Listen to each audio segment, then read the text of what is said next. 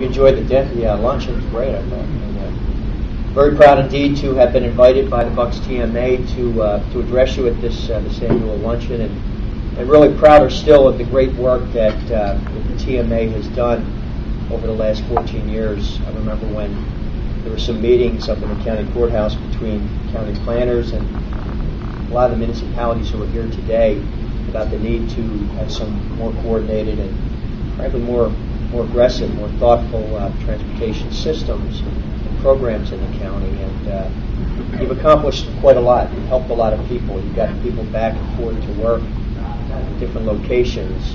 You've planned comprehensively and across municipalities and through the region some really important projects. So I want to thank you for the work that you've done so far. I can tell you that I was at a press conference before here in Bristol, and I cruised up 95, or I should south on 95, careened down Street Road, glided into Parks Casino, not some traffic in sight. So congratulations, you've done great work, mission accomplished. Not really. You still have a lot of work to do, which is why it's important that you continue to meet and continue to thoughtfully discuss the programs and the challenges. The successes you've had in the past, but certainly the challenges, the significant challenges that lie ahead. We've got a couple of minutes of prepared remarks, which I'll go through, and then, as Phil said, maybe take a couple of questions before I head to Philadelphia for my next speech down there. The great economist and philosopher Adam Smith, founder of capitalism, argued that one of government's three essential duties is to build and maintain public works to facilitate commerce. Our founding fathers understood the importance of connecting our country's domestic and international trade with transportation and with infrastructure, and our Constitution clearly charged Congress to fulfill that obligation. National legislators traditionally take this obligation seriously, from President Abraham Lincoln's support for the Transcontinental Railroad, to President Theodore Roosevelt's construction of the Panama Canal, to President Dwight Eisenhower's building of the interstate highway system. Today, infrastructure in the United States is deteriorating and lacks adequate capacity. Crippling congestion and poor roads cost businesses and commuters 4.2 billion hours and 2.9 billion gallons of fuel. Our own Pennsylvania leads the nation in the number of structurally deficient bridges. Due to cumbersome regulations, red tape, and bureaucracy, a federal transportation project now takes 3 times as long and costs twice as much as privately funded efforts. Adding to our problems, Save T. Lou expired on September 30th of 2009. Since then, Congress has already passed 9 short-term extensions, most recently on March 29th, and has been unable to put in place a long-term reauthorization of the surface transportation bill. Along with the uncertainty that comes with stopgap funding, the Highway Trust Fund is predicted to run a cash deficit of $11 billion this year, on top of the $7.6 billion deficit last year, which is being financed out of $35 billion in bailout transfers from the general fund to the Treasury, which have been made since 2008. This has created additional uncertainty about how to best fund infrastructure construction and maintenance. The lack of certainty has hampered state transportation departments' ability to commit to long-term transportation projects, which has in turn impeded the ability of local governments to adequately plan for their community's transportation needs. Additionally, this has increased instability within the construction industry, resulting in low profits and lost jobs. Continuing the domino effect, engineering firms and other private sector companies that are involved in the planning phases of transportation projects continue to face layoffs and staff reductions.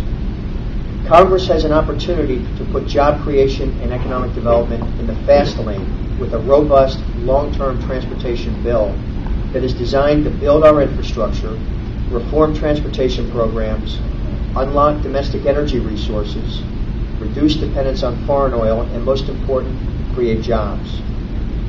However, the outlook for a multi-year reauthorization bill is fitting with the theme of today's luncheon, uncertain. A few months ago, the House Transportation Committee introduced the American Energy and Infrastructure Jobs Act, H.R. 7, a 5-year, $260 billion transportation reauthorization bill. H.R. 7 maintained current level funding for transportation and sought to reform and streamline federal programs, cut red tape, and the project approval process, and encourage private sector participation in financing and rebuilding our infrastructure. These are all things that I support. Another notable reform in the House bill, as well as in the Senate bill, is that this is the first transportation bill in 40 years to contain no earmarks, a clear difference compared to past legislation. Save-T-Lou contained more than 6,300 earmarks.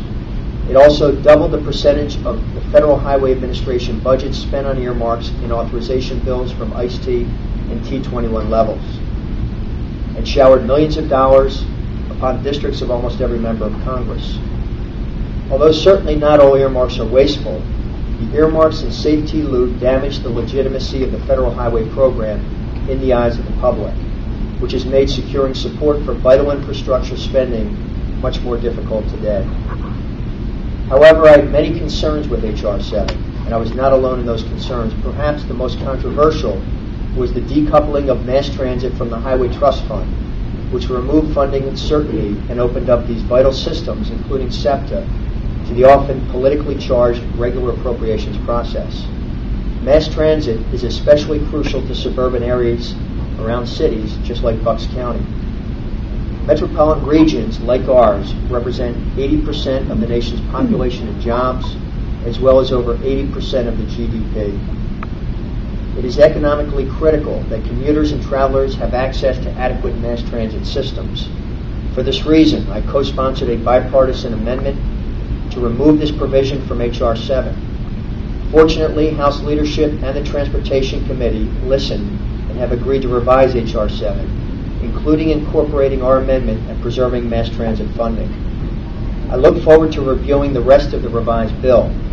On the other hand, the Senate bill was crafted with input from members of both parties and does not separate mass transit and other transportation enhancement programs from the Highway Trust Fund. However, the bill does not tackle the issue of how to fund transportation and infrastructure moving forward. As a result, it depletes the Highway Trust Fund in less than 2 years and relies on transfers from the general fund to fund projects which give no long-term certainty and leave us no better off than we are now. Thus, the project has hit a roadblock. The blame for this rests on both sides of the aisle. President Obama's 2009 $800 billion stimulus package, even cut in half, could have been a multi-year transportation reauthorization bill that built our infrastructure and created good-paying and lasting jobs. Instead, less than 7% of those billions went to infrastructure, the bulk of which went to fictional shovel-ready projects. Even after the stimulus passed, the 111th Congress had an opportunity to then move T&I Committee Chairman Jim Oberstar's draft bill in a bipartisan fashion. However, the stimulus left the American people with little appetite for the large-scale spending levels required from a transportation reauthorization bill, and President Obama and then Speaker Pelosi squashed the bill until after the 2010 elections. There was another opportunity when Republicans took control of the House of Representatives in 2011. But transportation leaders in the House did not initially take suburban members' apprehensions seriously enough. While a revised version of H.R. 7 shows that the authors are listening to our concerns, the Senate is adamant in going its own way, and the White House is issuing veto threats. The conclusion to all this is that bipartisanship remains key, as it always has been in the nation's capital. It is critical that we act as soon as possible to provide certainty in transportation and infrastructure sector that employs so many Americans. I firmly believe transportation is a bipartisan priority that rises above partisan politics, and will continue to work to that end. We must work toward a bipartisan consensus now to ensure that state and local transportation agencies can better plan for the future so that these important projects and jobs can continue. Let me just sort of wrap up by saying that I appreciate the work that you've done. I talked a little bit about that in the beginning. The advice that I get from your organization, from Bill Rickett, when you meet with me, whether it be here in the district or down in D.C., I know when I get that advice, it's always not just bipartisan. It's what is believed by our community to be in the best interest of this community being obviously Ben Salem, all of Bucks County, and in this part of Pennsylvania. So, while there's a lot of uncertainty out there, There's also a great opportunity, I believe, the chance to pass a bipartisan transportation bill, which, if you listen, past the rhetoric, everybody wants the transportation bill done. Everybody wants the jobs that will come from it. Everybody wants to reduce congestion, the less pollution, and the better efficiencies that will come. So while there are challenges, there are certainly opportunities out there. And in order for us, I think, to capture those opportunities, we need vibrant organizations like the TMA working in the local communities, but also providing that local input to the national legislators down in the nation's capital. I suspect there are many TMAs that are out there throughout the country that give advice to their members of Congress, but I suspect none are as effective in doing it or as sincere as Bill Rickett and this TMA here. So I want to thank you for what you've done for me and for previous members of the Congress, and what we know working together we'll all do in the future. So appreciate the chance to address you. And Phil, do I have time for a question or two? All the time you want, Mark. All the time I want. Happy birthday, Mr. Mayor. Mr. Mayor, by the way, youngest looking, hardest working, most efficient of local government officials in Bucks County.